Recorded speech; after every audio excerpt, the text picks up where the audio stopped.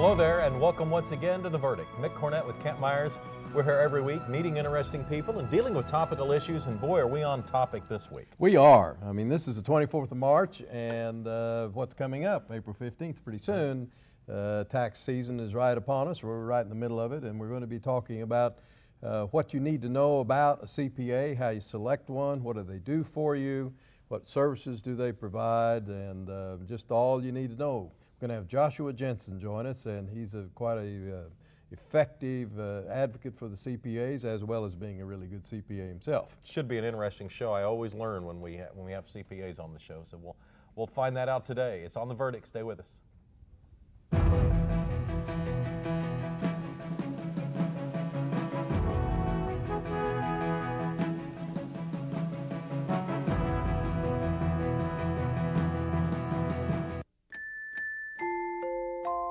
Well, prices at the pump are hitting new highs this week. In other news, gasoline is expected to top $4 a gallon this week. expect drivers seeing sticker shock at the pump.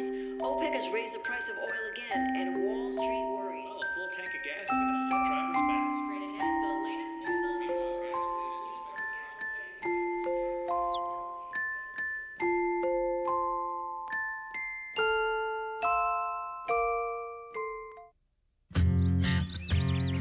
My great-great-grandfather, Cyrus Harris, came to Oklahoma Territory, Trail of Tears, and he served as the first governor of the Chickasaw Nation. I'm Harris Penner, and I own and operate Penner Ranch in Mill Creek, Oklahoma, and I'm Chickasaw. As far as the ranch of Cyrus Harris, my daughters will be the 5th generation on that land. They're the backbone, like the Chickasaw women have always been. They're the backbone of the place. It's been in the family all of my life, all of my grandfathers. My grandfather and my dad were both born on houses on that place. Today, the ranch is a cow-calf operation. Land, it means everything to us. We would never get rid of it. That's our roots, our heritage is right there. As far as Chickasaw heritage, I'm proud to be a Chickasaw, proud to be an Oklahoman.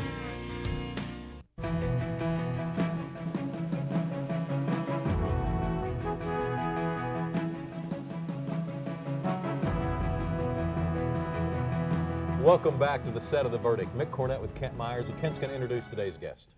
Today, we're really pleased to have Joshua Jenson join us as our guest, talking about CPAs. Joshua did his undergraduate work at Abilene Christian University. He's a member of the Oklahoma Society of Certified Public Accountants and has been in the CPA for about 20 years. He's, of course, licensed by the Oklahoma Accountancy Board. He's a co-founder of a charitable organization called Until All Have Heard. He's active in the community, active in his profession, and very vigorous about it all, and we are really pleased that he would join us today. This is his first visit. Joshua, glad to have you. Thank you so much for having me. I appreciate it. Yeah. Well, what makes somebody a CPA? Can you be an accountant and not be a CPA? You could. You know, being a CPA, you're going to basically do what an accountant starts out doing. You're going to get a degree in accounting, but to become a CPA, you almost have to have a graduate level of hours when you graduate. Basically, you got 150 hours to be able to sit for the CPA exam. And of course, you've got to take the exam, which is a rigorous 4-part exam. And then from there, you've got to be in compliance with the American Institute of CPAs. The Oklahoma Society of CPAs is a membership for us, but we've got to follow the rules and regulations of the Oklahoma Accountancy Board. We've got to have 40 hours of continuing education every year so that we're keeping up with topics right as they happen. Where with an accountant, just to use that general term, basically probably once you get your degree, you're kind of done. You know, there's not necessarily going to be anybody oversight or overseeing what you're doing or making sure that you're staying up to speed with what's going on. Right. So an undergraduate degree in accounting, is that a prerequisite of being able to sit for the test? Actually, undergraduate, and then basically there's some schools they call it a master's in public accounting. So 150 hours is kind of the equivalent of a master's. Most of the time it is just technically considered an undergraduate degree. And I hear that test is hard. I mean, it is. It's kind of so they're not lying when they tell you that. It is. And you know, the reason that they came up with this exam back in the 1900s was wanted this profession to be somewhat an equal standing with the lawyers and with doctors. And so they have rigorous exams that you have to go through to make sure that they're qualified, protect those that are hiring a doctor or a lawyer or now a CPA to make sure that those rigorous standards are being met. And I actually take pride in the sense of I passed that exam. And Now, do you have to study specifically for the exam, or will the 150 hours prepare you for the exam? You know, it's meant to prepare you, and that's actually one of the things probably in the last 10 years, that extra amount of hours between undergraduate and that 150 helps prepare.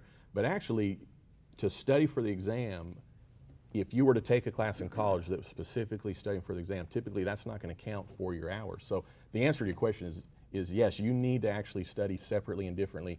You don't just finish your 150 hours and then breeze through the exam. You got to really focus in on the 4 parts of the exam. I've known some CPAs that really struggle to get through that exam, so I want to ask a question or two about that. Not about you taking the exam, but you mentioned there's a 4-part. Yes. How long does it take to take the 4 parts? Is that one day or is that several days? You know, back when I took it, it was actually 5 parts, so I'm aging myself there. And you had to But take they it. decided that wasn't all that important, so they threw it out? Yeah, they combined them. And then actually, Okay. it used to be that you had to take them at the same time, 2 days in a row. But what they've done is the exam's actually harder, but you are able to take 1 part at a time. And basically, it's about a half a day of what's allowed to take each part. And you've got to become a candidate and be qualified with the Oklahoma Accountancy Board. It's a uniform exam, so it's the same exam across the country. And it used to be that literally every candidate would take the exam on the same day to help avoid any kind of cheating, if you will. But now with technology and the computer system, basically you can take it kind of whenever you want, which is kind of nice. The exam is harder, but now you can take 1 part at a time. So you're really looking at, to answer your question, 2 full days really of exam. And it does take a few times to pass, but part of that's just because it is hard and it's rigorous. But you know, don't ask me how many times I took it, because all I'm going to tell you is I passed it. Well, that's all that counts. Yeah. Tell me about something that you have told me about before we started the show, but I didn't know anything about, and that's the enrolled agent. Yeah. And the IRS. Tell me Right. what the enrolled agent is in relation Right. to the IRS. Right, right. You know, an enrolled agents, you know, this is an individual that has gone the extra steps to take an exam that's administered by the IRS. They're going to get continuing education hours every year as well. But the difference between a CPA and an enrolled agent is that a CPA, when they pass the exam, there's 1 part that's related to tax. There's 3 other parts related to cost accounting, governmental accounting, business law, basically financial statements and whatnot. So when we become a CPA, it's not just about the tax. So the biggest difference between our profession and an enrolled agent would be pretty much their focus is with the IRS, and that is their governing organization. Ours is the IRS as well as the Oklahoma Accountancy Board, the American Institute of CPAs.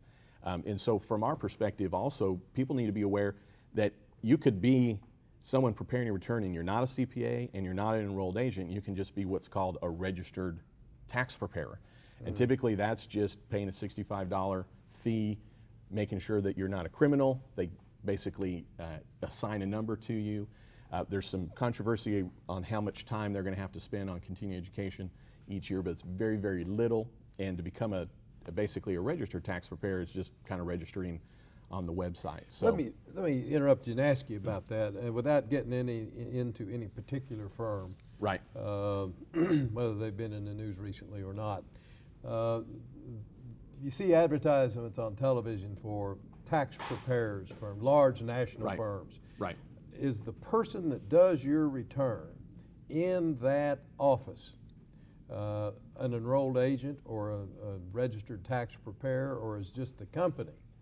Well, that's a great question. The company does have to register. So like my firm, I have to register my firm as well as I have to register as well.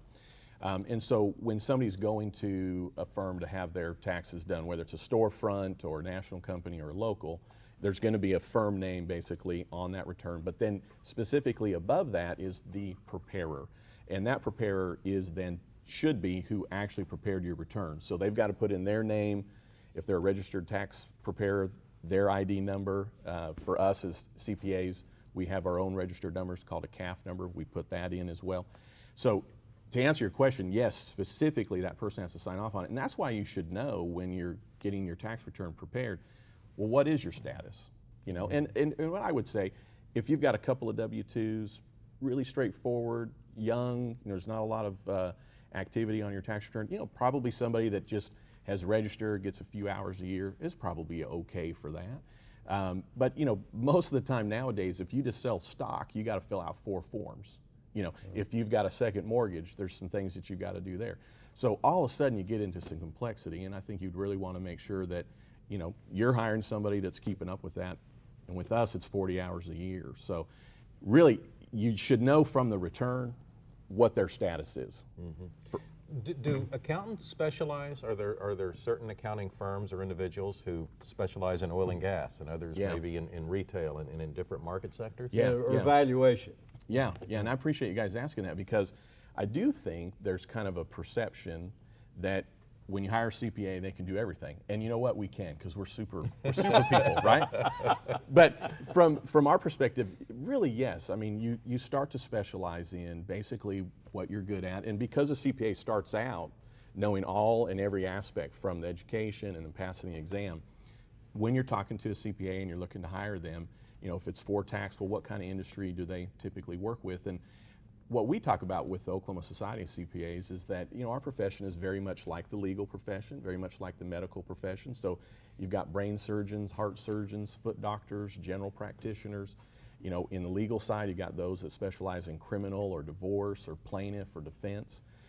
Now, those lawyers and those doctors may know a lot about those other subjects, but yes, definitely. And, you know, half of the CPAs here in Oklahoma were not even necessarily in the tax profession. You know, these are people in industry, bankers, they're working for private businesses, they're controllers, you know, basically helping businesses at you know, basically one business is what I'm getting at. So definitely some specialties there in play, and we specialize in basically tax planning and tax preparation, and so if we come across somebody, we would definitely want to hook them up with a CPA firm that specializes in whatever they're needing. Let me jump in and get us to a break. We'll be right back. Okay. We're talking about CPAs and accountants, and April 15th is going to be here before you know it, so stay with us on The Verdict.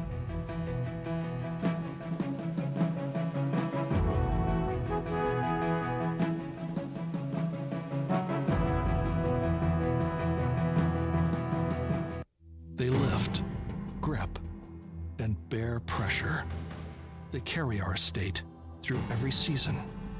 Hands that simply by doing their job, forge opportunity for nearly 350,000. These are the hands of Oklahoma's oil and natural gas industry, working sun up to sundown for our economy, our future, for every person who lives where these flags wave. When you have something important to communicate, it becomes clear that there's a lot of competition for your audience's attention. So how can your message stand out and actually resonate with your audience? Legal Graphics has the answers.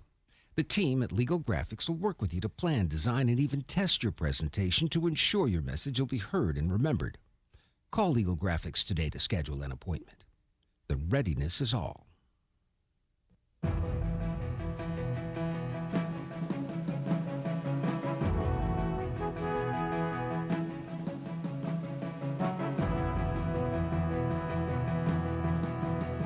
Joshua Jenson is here. We're talking about CPAs. Ken? Joshua, I need to locate 2 places for our viewers. One is the location of the office for the Oklahoma Society of CPAs. Where is it located? 50 Penn, so right by Penn Square Mall is the epicenter for the CPAs, with a lot of information coming out of there. So if folks want to get kind of generalized ideas or answers to questions about CPAs, they can contact the Oklahoma Society. Yeah, absolutely. And I tell you what, our Oklahoma Society of CPAs has a wonderful website that's really geared towards those that aren't CPAs, that are looking for CPA help or financial help, and it's knowwhatcounts.org, and that's know with a K, knowwhatcounts.org. But there you can actually they have a very easy way to find a CPA even in your area. There's CPAs that have signed up on that will give a 30-minute free consultation, whether by phone or in person, so that you can kind of get immediately what you had asked earlier, someone who specializes in what you're looking for, you're going to find that out. And then wonderful resources, even for those that aren't necessarily looking for a CPA, but they want some financial resources. So if you want your employees to be educated on some accounting issues, this website can provide some of that information. So knowwhatcounts.org. Let me ask another question. Where's your office located, and what's the name of your firm? Well, I appreciate that. Joshua Jenson CPA PC and Associates is the name of my firm. And we have some beautiful new offices on Penn by Quail Springs Mall, and we're real proud of them because it's kind of a concept type development. And so our house, our offices is the firehouse, if you will. So we've talked about how we put out the tax fires. So if your business is on fire, go see Joshua. That's right. Yeah, I appreciate that. At what point does a person need to bring in their own CPA? Let's say you start a small business, there's a couple of people, and then you add an employee, and you add an employee here. Which employee is the in-house accountant? Is that your 5th employee, your 15th employee? Right. I think when you start thinking you're going to have a new business, boom, that's when you want to get a CPA involved externally. Right. To help you kind of determine, well, what kind of entity. Definitely want to get your lawyer involved, your banker involved. But then once you get rolling and you're making some money, just like you said, now you're adding an employee, another employee.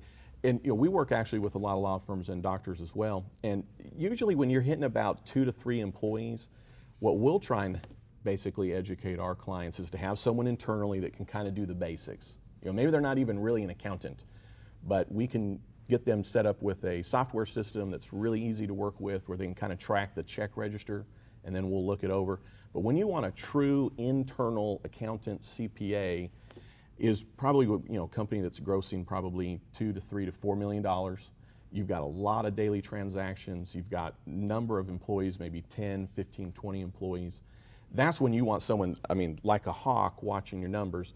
And why not get a CPA if you're at that level to be helping you with your business internally? There's some businesses that voluntarily have an annual audit, and some that are required to have annual audits. And those are normally done, I think, by CPAs or CPA firms. Right.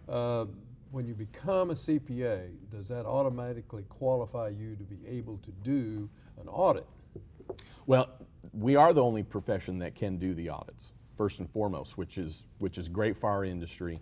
And when you become a CPA, yes, you are able to perform the audit. But here's what I really like about our profession is you don't necessarily have to get another credential.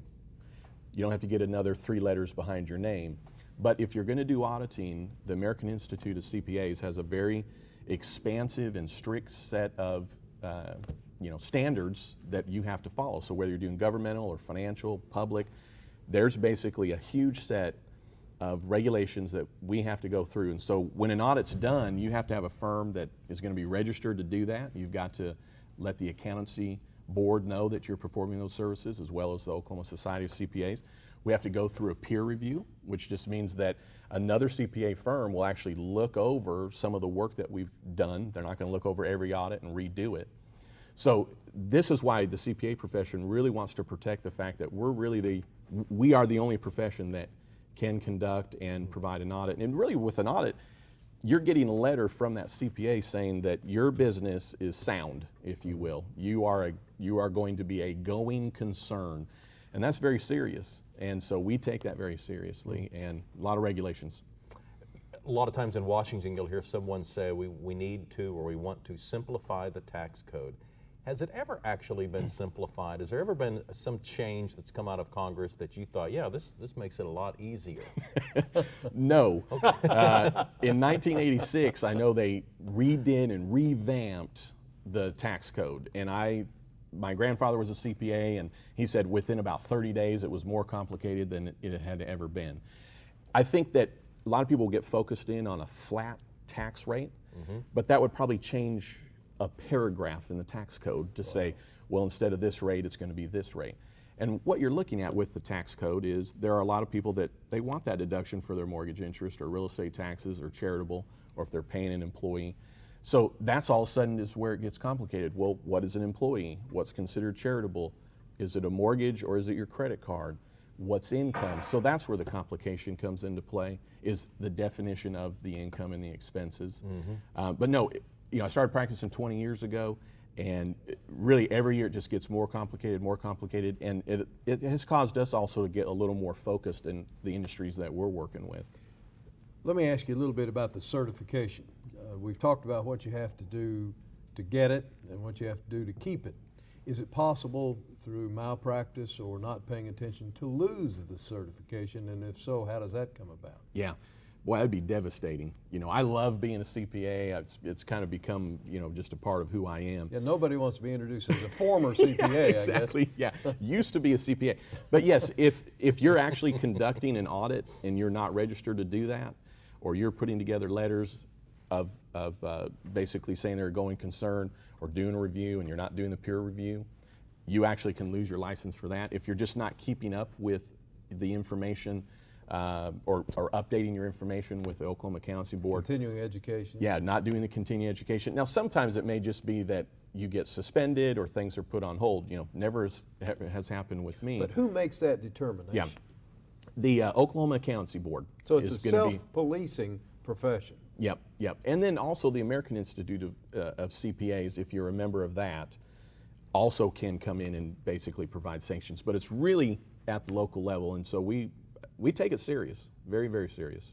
Can you basically describe the difference between an LLC, an S corporation, and a general partnership? Oh, I'd love to, because really there's kind of a misconception out there. An LLC is a beautiful thing, and the lawyers that came up with this are geniuses, because a limited liability company, that's what the LLC stands for, can actually be taxed as anything, and that's the beauty of it. So someone may come into our office and say, hey, I set up an LLC, and so now what do I need to do? Well, the first thing you have to do is figure out how do you want it to be taxed. So it actually can be taxed as an S Corp, a C Corp, or a partnership, or it can be called what's disregarded entity is the tax term, where you don't even have to file a separate return. So the beauty of an LLC as well is that you have units, so you're a member of that. There's not stock that somebody can attach themselves to. It's there to limit your liability, so you have a separation. Kind of two rules of thumb on that. One is if you're going to participate materially, so from the sweat of your brow is how you're making your money. Typically you want to be an S Corp. You're taxed as an S Corp. If you're going to be passive, meaning you're going to invest some dollars and let them kind of go to work for you, if you're going to own a restaurant but you're not going to really be involved, or if you're going to buy real estate and just own it or rent it out, then you want to be taxed as a partnership, and there's just different tax advantages related to that. If you're going to be somebody that's going to have a number of shareholders, over 100 shareholders, you're planning to grow this company and sell it, well then you probably want to be taxed as a C Corp. If this is kind of a pure mom and pop, not a lot to it, maybe a home-based business, you may want to be an LLC, but then you just may want to be a sole proprietorship. So the beauty is now when people want to set up a new business, I don't think you can go wrong setting up an LLC, but where you can go wrong is then not getting with your CPA or getting a CPA on board to help you determine how does it get taxed. The show went very, very quickly. Wow. Joshua Jenson, our resident CPA expert, thank you for coming in Thank today you. and helping us out. Yeah, I appreciate it. I'm sure our viewers learned a lot. I know I did. Kent and I'll have a final word when we get back.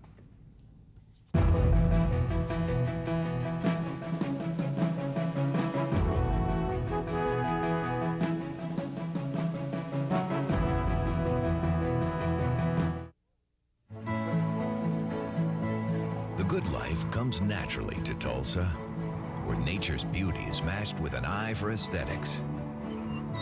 A legacy of neighborhoods graced with lawns and landscaping and handsome homes. A place that seems to have patented an ideal lifestyle.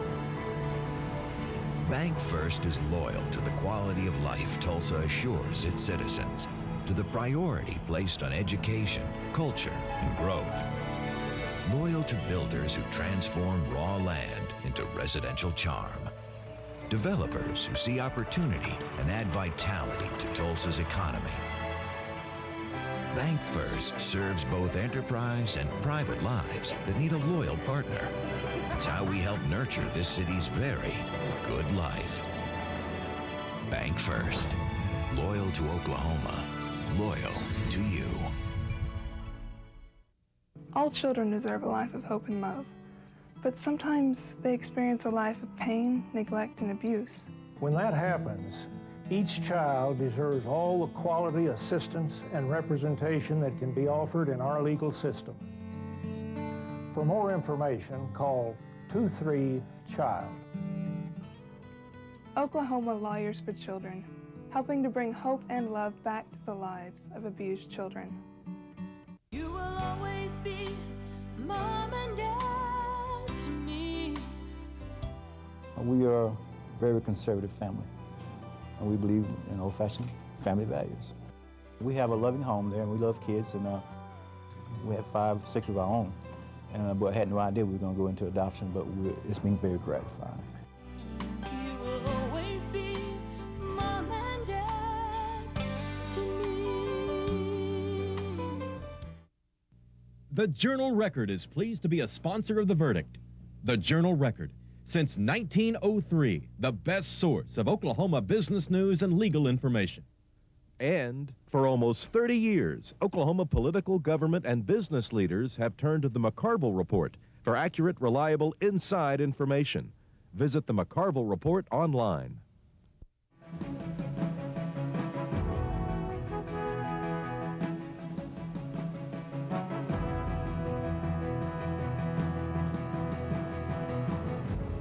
Welcome back to the set of The Verdict. Mick Cornett and Kent Myers wrapping up a show with Joshua Jenson, who answered all of our questions about being a CPA and all the intricacies involved in running that business. Yes, Joshua has a reputation of being, as is probably evident by this show, a very nice fella, easy to get along with, but very careful and accurate CPA.